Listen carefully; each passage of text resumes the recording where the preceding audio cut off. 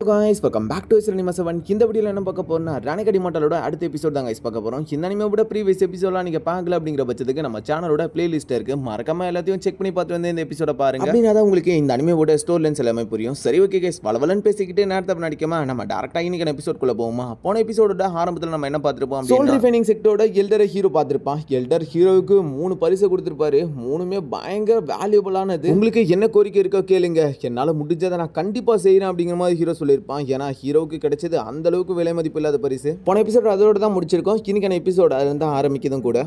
எபிசோடோட ஆரம்பத்தில் little friend என்ன ஃபாலோ பண்ணுங்கன்ற மாதிரி கூட்டு போய்கிட்டு இருக்க ஹீரோவா அந்த இடத்துக்குள்ள இருக்கக்கூடிய அந்த ரெட் ரீன்குள்ள போயிடுறான். அதுக்குள்ள தான் சோல் ரிஃபைனிங் செக்ல சோல் டிரான்ஸ்ஃபர்மேஷன் ரிலிமஸ் அந்த கல்டிவேட்டர்ஸ் இருப்பாங்க. ஃபுல்லா இடமே ரத்த கலர்ல தான் இருக்கு. லிட்டில் ஃப்ரெண்ட், நான் உங்களுக்கு 3 பரிசை கொடுத்துருப்பேன்ல, அதுக்கு பின்னாடி ஒரு முக்கியமான காரணம் இருக்கு. நீ மட்டும் என்னோட சோல் ரிஃபைனிங் செக்ட்டுக்கு வராது இருந்ததுன்னா கண்டிப்பா நானே உன்னை இன்னும் கொஞ்சம் நாள்ல தேடி வரலான்னு அப்படிங்கிற மாதிரி சொல்லிக்கிட்டு இருக்க ஹீரோவும் கொடுக்கக்கூடிய டீ கப்லாம் வாங்கி வச்சுக்கிட்டு இருக்க ஹீரோ சீனியர், இதை பத்தி நானும் கேள்விப்பட்டேன். நான் ஏதோ உங்க பிரிவில் இருக்கக்கூடிய டிவைன் டிரான்ஸ்ஃபர்மேஷன் ரிலிமஸ் சேர்ந்தவங்களை கொன்னதா அதனால தான் நீங்க என்ன தேடி வரதாவும் கேள்விப்பட்டன்றமா சொல்ல அவரும் அதெல்லாம் ஒரு சின்ன காரணம் மட்டும்தான். நான் உன்னை டைரக்டா தேடி வந்தா அது நிறைய பேர் அட்ராக்ட் பண்ணும். இந்த மாதிரியான ஒரு காரணத்தோட வரும்போது அது நிறைய பேர் அட்ராக்ட் பண்ணாதுல அப்படிங்கிற மாதிரி சொல்ல சீனியர், நீங்க இப்படி சொல்றத பார்த்தா எனக்கே கொஞ்சம் கேர்ஃபுல்லா இருக்கணுமோன்னு தோணுது. நீங்க முழுசா கதையை சொல்லுங்க அப்படிங்கிற மாதிரி சொல்லிக்கிட்டு இருக்கேன். அவருக்கும் நல்லாவே புரியுது இந்த அளவுக்கு பவர்ஃபுல்லா இருக்கவரு ஏதோ விஷயத்தை பத்தி யோசிக்கிறாரு அப்படின்னு உடனே அந்த இதுக்குள்ள கப்பை எடுத்து வச்சுட்டு அவரும் எந்திரிக்கிறாரு. சரி, நான் உண்மையான தகவலை சொல்றேன். நீ இதுக்கு முன்னாடி சூசாகு அப்படிங்கிற அந்த நாட்டை பத்தி கேள்விப்பட்டிருக்கியா? அதுல 10க்கும் கம்மியான 5வது லெவலை சேர்ந்த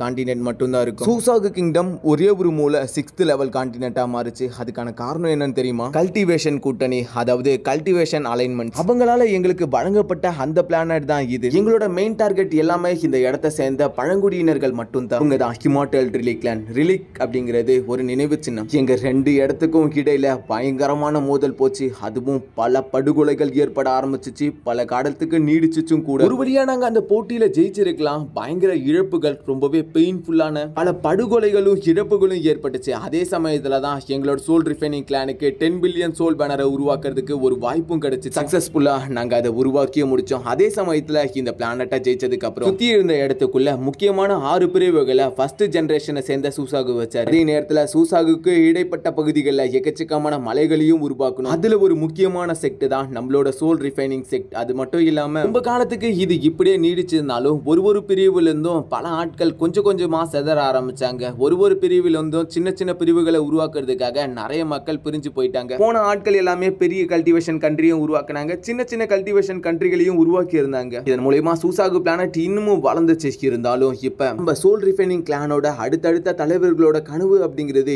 எப்படியாச்சும் 6th லெவலுக்கு நம்ம மூவ் ஆகணும் அப்படிங்கிறது. ஆனா நம்மளோட ஆன்சிஸ்டர் அசைண்டன்ட் சோல் ரிலிமா அடையணும் அப்படின்ட்டு முன்னாடி போகிற அந்த நேரம் ஒரே இரவுல அவங்களோட உடல் சல்லியா சிதறடிக்கப்படுது. அதே சமயத்துல அவங்களால திரும்பி அந்த உடலுக்கு மூவ் ஆக முடியல. இதுக்கு முன்னாடி நம்மளோட எல்லை பகுதிகளாக இருந்தது கொஞ்சம் கொஞ்சமா சுருங்கிட்டு வந்துகிட்டு இருக்கு. இப்ப நம்ம ஒரு சின்ன பிரிவா மாறிட்டோம். இது மட்டும் இப்படியே நீடிச்சிட்டு இருந்தா ஒரு கட்டத்துல நம்ம இருந்ததுக்கு அடையாளமே தெரியாத ஆயிடும். 5th லெவல சேர்ந்த மத்த கான்டினென்ட்ஸ் நம்மள எதிர்க்க ஆரம்பிக்கும். நம்ம 6th லெவலா மாறணும் அப்படிங்கிறது நம்மளோட கனவாவே போயிடும். அதுக்கு அடுத்து 5வது லெவல சேர்ந்த கான்டினென்ட்ஸ் எல்லாமே நம்மள தோக்கடிச்சு அவங்களோட கைக்குள்ள கொண்டு போயிடுவாங்க. கடைசியில நம்ம இந்த சூசாகுவோட வேலைக்காரங்களா மாறிடுவோம். இதுதான் என்னோட பயமும் அப்படின்ற மாதிரி சொல்லிக்கிட்டு இருக்க சீனியர். ஆனா நீங்க இவ்வளவு பெரிய விஷயத்தை என்கிட்ட சொல்றீங்க. நான் ஜஸ்ட் டிவைன் டிரான்ஸ்ஃபர்மேஷன் ரிலீம்ல தான் இருக்கேன். இதுக்கும் எனக்கும் என்ன சம்பந்தம் அப்படிங்கிற மாதிரி அந்த இதுக்குள்ள இருந்து ஹீரோ கேட்க, இதை கேட்டுக்கிட்டு இருக்க ஆன்சிஸ்டர், இதுக்கும் உனக்கும் சம்பந்தம் இருக்கு அப்படின்ட்டு ஹீரோ பக்கத்துல வராரு. ஹீரோ உட்கார்ந்து மரியாதை இருக்கான்ட்டு எந்திரிச்சு நின்று கேட்டிருக்க, நீ தான் மாஸ்டர் ஜி குஜியால தேர்ந்தெடுக்கப்பட்ட 4 ஆட்கள்ல ஒரு நபர் அப்படிங்கிற மாதிரி அந்த இடத்துக்குள்ள இருந்து சொல்ல, என்னது ஜி குஜியா? ஹீரோ அப்படி ஒரு ஆளே தெரியாதுன்ற மாதிரி இருக்கு. அந்த இடத்துக்குள்ள ஒரு சிலையை கொடுக்குறாரு. பார்த்த உடனே ஹீரோ இது அந்த கிழவன் தான் அப்படிங்கறத கண்டுபிடிக்கிறான். ஹீரோ யோசிச்சு பாக்குறான், அந்த ஆளா அப்படிங்கிற மாதிரி. சிஸ்டரும் இவருதான் சூசாகுவோட செகண்ட் வாரிசு, அதாவது இவருதான் ஜூனியர் சக்சஸர் அப்படிங்கிற மாதிரி அந்த இடத்துக்குள்ள சொல்ல, ஹீரோ அப்ப இவரு காரணமா தான் எனக்கு 3 முக்கியமான அந்த கிஃப்ட்டை கொடுத்தீங்களா அப்படிங்கிற மாதிரி கேட்க, அவர் அந்த இடத்துக்குள்ள எடுத்து வச்சுக்கிட்டு,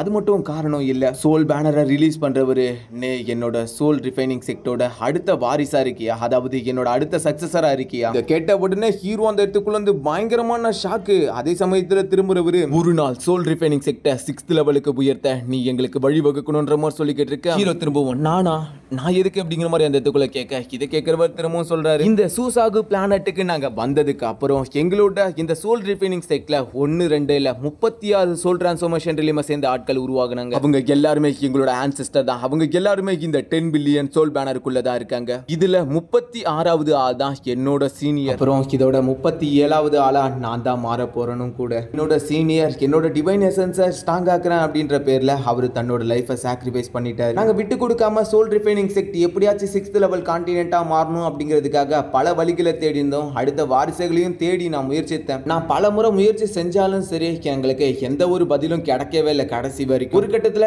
என்னோட சீனியரும் சாக வேண்டிய அந்த நாள் வந்துச்சு. அவரும் இறந்தாரு. இறந்த அந்த நேரம் தான் நீ எங்க செக்டோட வாசல்ல தோன்றின. எங்களோட சீனியர் தேர்ந்தெடுத்தது உன்னதான் அப்படிங்கிற மாதிரி அந்த இடத்துக்குள்ள அவர் சொல்லிக்கிட்டு இருக்க, ஹீரோ இது ஒரு தற்செயல் நிகழ்வா கூட இருக்கலாம்ல, அது எப்படி அவர் என்னதான் தேர்ந்தெடுத்திருக்காருன்னு உங்களால நம்ப முடியுதுன்ற மாதிரி சொல்லிக்கிட்டு இருக்க. இந்த மாதிரியான விஷயத்துல என்னால கொஞ்சம் கூதாட மட்டும்தான் முடியும். அவரோட விஷயத்தை நான் ஏத்துக்கிட்டு தான் ஆகணும். எனக்கு வேற வழியும் கிடையாது. எனக்கு இந்த நேரத்துல இதுதான் கடைசி வழி அப்படிங்கிற மாதிரி அந்த இடத்துக்குள்ள அவர் சொல்லிக்கிட்டு இருக்க. ஹீரோவும் இவர் சொல்றத அந்த இடத்துக்குள்ள யோசிச்சு பார்த்துக்கிட்டு இருக்கா. அந்த சோல் பேனருக்குள்ள எல்லா சோலும் போயிடுது. அதே சமயத்துல சோல் பேனரை கையில எடுக்கிறவர், இந்த சோல் பேனர் நான் இறந்ததுக்கு அப்புறம் தான் உன்னோட கைக்கு வரும். என்னோட இருப்பு இன்னும் கூடிய சீக்கிரத்துல வரும். அந்த நேரத்துல இந்த சூசாகு கண்டிப்பா இந்த சோல் பேனர் அடையணும்னு முயற்சி செய்யும். இந்த சோல் பேனர் இல்லாத சோல் ரிஃபைனிங் செக்டே இல்ல. கொடுத்த அந்த கோரிக்கையை உன்னால ஏத்துக்க முடியுமா? எங்களோட சோல் ரிஃபைனிங் செக்டோட அடுத்த சக்சஸரா உன்னால மாற முடியுமா அப்படிங்கிற மாதிரி அந்த இடத்துக்குள்ள அவர் கேட்க, யோசிச்சுக்கிட்டு இருக்க ஹீரோ சீனியர் இது ரொம்ப பெரிய டாஸ்க் அப்படிங்கிற மாதிரி அந்த இடத்துக்குள்ள சொல்ல, இது கேட்ட உடனே அவருக்கு மனசே கஷ்டமா போயிடுது. ஹீரோ கிட்ட அவர் என்ன சொல்றாருன்னா,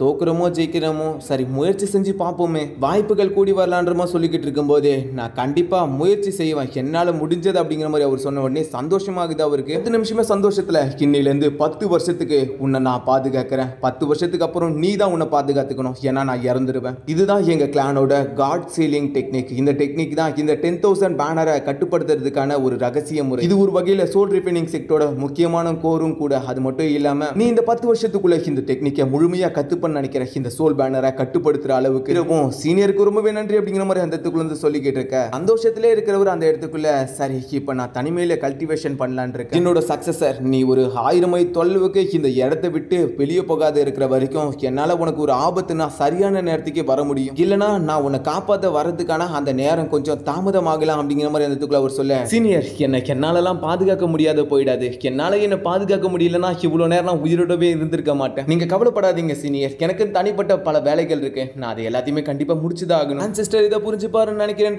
சொல்லிக்கிட்டு இருக்கேன். இதை கேட்கிறவர், நீ இதுல உறுதியா இருக்க அப்படிங்கிறதுனால நான் ஒரு விதத்திலையும் உன்னை தடுக்க மாட்டேன். உன்னோட போக்கில் இருக்கலாம் அப்படிங்கிற மாதிரி சொல்லிட்டு ஹீரோ நன்றி சொல்லிட்டு அந்த இடத்துக்குள்ள வந்து அப்படியே கிளம்புற மாதிரி காமிக்கிறாங்க. ஹீரோ கிளம்பி இப்போ ஏதோ ஒரு பனி பிரதேசம் மாதிரி இருக்கக்கூடிய ஒரு இடத்துல தான் உட்காந்துக்கிட்டு இருக்கான். இப்போ ஹீரோ தன்னோட பவர்ஸை பயன்படுத்திக்கிட்டு அந்த இடத்துக்குள்ள ஒரு ஃபார்மேஷனை உருவாக்குறான். ஹீரோ தன்னோட காட் பாடியை திரும்பவும் இந்த இடத்துக்குள்ள வர வைக்கிறதுக்கான அந்த வேலையை பார்த்துக்கிட்டு இருக்கான். அது எப்பவும் போல அதோட அவதார், அதாவது அடுத்த டிரான்ஸ்ஃபர்மேஷன் ஆகும்போது அதை சுத்தி ஒரு வலை மாதிரி இருக்கும்ல, அதே போல இருக்க அதை கிழிச்சுக்கிட்டு அந்த இடத்துக்குள்ள இருந்து ஹீரோவோட மெயின் பாடி வெளியே வர ஆரம்பிக்குது. மெயின் பாடியோட எனர்ஜி இப்போ நல்லாவே இம்ப்ரூவ் ஆயிருக்கு.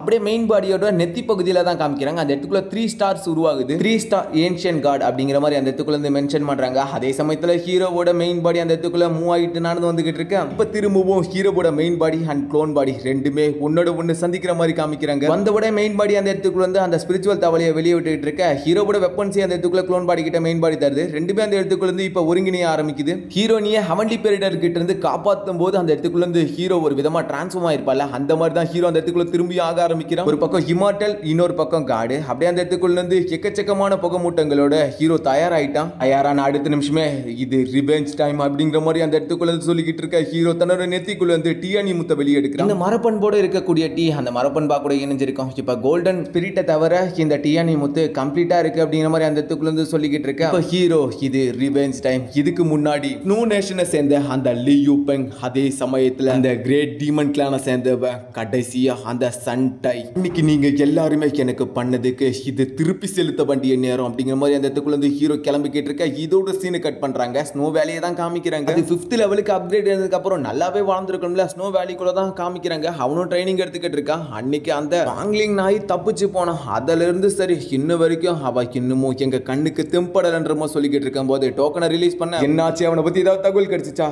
இல்ல சீனியர், இது வரைக்கும் ஜங்னியோ பத்தி எதுவுமே கிடைக்கலன்னு சொல்ல கடுப்புல அந்த இடத்துக்குள்ள இருந்து எல்லா இடத்தையும் முறைச்சு விட்டுக்கிட்டு இருக்கான். அடே லீ யூ பெங் அப்படிங்கிற மாதிரி ஒரு சத்தம் கேட்டுக்கிட்டு இருக்க. ரொம்ப தூரத்துல காமிக்கிறாங்க, இடியும் மின்னலுமா இருக்கு. ஒரு வழியா வந்துட்டியான்ட்டு லீ யூ பெங் நினைக்க ஹீரோ மின்னல் வேகத்துல சட்டன்னு முன்னாடி வந்துகிட்டு இருக்க தன்னோட காட் பாடி அண்ட் இமார்டல் பாடியோட. இதோட இந்த எபிசோட் முடியுது. அடுத்த எபிசோட் வர அடுத்த வாரம் தான் ஆகும். திரும்ப சொல்லிட்டேன், பல பேர் கேட்டுக்கிட்டே இருக்கீங்க. ஒரு வீக்குக்கு ஒரே எபிசோட் தான். அதே சமயத்துல ப்ரோ யூடியூப்ல சண்டேவே வந்தது, அதெல்லாம் எடுத்து போடுங்க ப்ரோ அப்படிங்கிற மாதிரி சொல்றீங்க. வந்து என்னால ஏன் எடுத்து போட முடியாதுல? அது எல்லாமே 1080p தான். அது மட்டும் இல்லாம அது ஆல்ரெடி யூடியூப்ல கம்ப்ரஸ் ஆன வீடியோ. நான் இது வரைக்கும் கம்ப்ரஸ் ஆகாத ஒரு வீடியோ அதை 4K ல எடுத்து ஒரே ஒரு டைம் எக்ஸ்போர்ட் பண்ணி ஒரே ஒரு டைம் மட்டும் தான் கம்ப்ரஸ் பண்ணி உங்களுக்கு அனுப்புறேன். இதனால வீடியோவோட அவுட்புட் அப்படிங்கிறது ஓவரா உடையாத இருக்கும். மற்றபடி நான் யூடியூப்ல இருந்து எடுத்து அதை திரும்பியும் கம்ப்ரஸ் பண்ணி திரும்பியும் எக்ஸ்போர்ட் பண்ணி அனுப்பும்போது ஓவரா உடையும். அதனால தான் சொல்றேன். உங்களுக்கு புரிஞ்சிருக்கும், குவாலிட்டி அடி வாங்கும் அப்படிங்கிறதுனால தான் நான் யூடியூப்ல இருந்து எடுத்து போடாத இருக்கேன். சப்டைட்டில் மேபி கொஞ்சம் சேஞ்சஸ் வரலாம். புரிஞ்சுதான் சந்தோஷம். சந்தேகம் ஏதாவது என்கிட்ட இருந்துச்சுன்னா மறக்காம என்கிட்ட கேட்கலாம், நான் தாராளமாக சொல்றேன். பலவலன் பேசிக்கிட்டு இருக்காம இந்த எபிசோட இதோட முடிச்சுட்டு